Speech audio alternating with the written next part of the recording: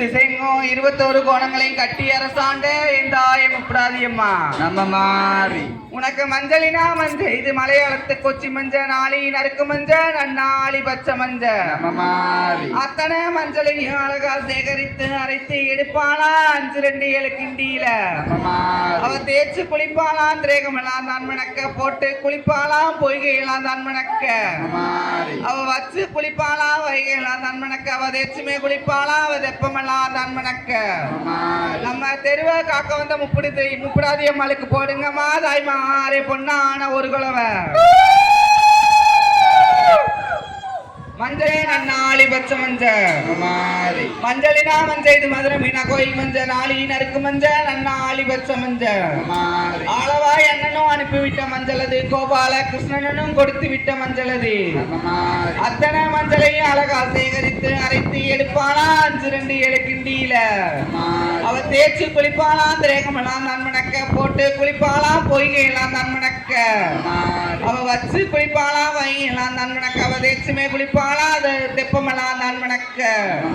வாட கொடியினிலே ஆபரண பெட்டியிலே சேல கொடியினிலே செல்ல நகை பெட்டியிலே முந்தாவணி கொடியினிலே தங்க நகை பெட்டியிலே பாவாட கொடியினிலே பவுன நகை பெட்டியிலே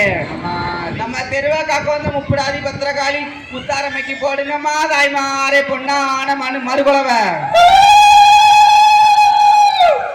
மஞ்சளினா மஞ்ச இது மேல் மருவத்தூர் கோயில் மஞ்ச நாளி நறுக்கு மஞ்ச நன்னாளி பச்சை மஞ்ச ஆளவா எண்ணனும் அனுப்பிவிட்ட மஞ்சள் அது கோபால கிருஷ்ணனும் கொடுத்து விட்ட மஞ்சள் அது அத்தனை மஞ்சளையும் அழகா சேகரித்து அரைத்து எடுப்பாளா 5-2 கிண்டியில அவ தேய்ச்சி குளிப்பாளாம் திரேகமெல்லாம் தான் மணக்க போட்டு குளிப்பாளாம் பொய்கையெல்லாம் தான் மணக்க அவ வச்சு குளிப்பாளாம் வைகையெல்லாம் தான் மணக்க அவ தேய்ச்சுமே குளிப்பாளாம் அவ தெப்பமெல்லாம் தான் மணக்க வாட கொடியினிலே ஆபரண பெட்டியிலே சேல கொடியினிலே செல்ல நகை பெட்டியிலே தாவணி கொடியினிலே தங்க நகை பெட்டியிலே பாவாட கொடியினிலே பவுன நகை பெட்டியிலே உனக்கு விரலால பூவெடுத்தா வெம்பியது போகும் தங்க துரட்டி கொண்டு தனிச்ச மலர் எடுத்து உனக்கு கையால பூவெடுத்தா காம்பளிக்கு போகும் வெள்ளி துரட்டி கொண்டு வெடிச்ச மலர் எடுத்து நம்ம தெரு மக்களை நம்ம தெருவை காக்க வந்த முப்படாதி முத்தாரம்மா பத்திரகாளிக்கு போடுங்கம்மா தாய்மாரே பொண்ணான முக்குலவ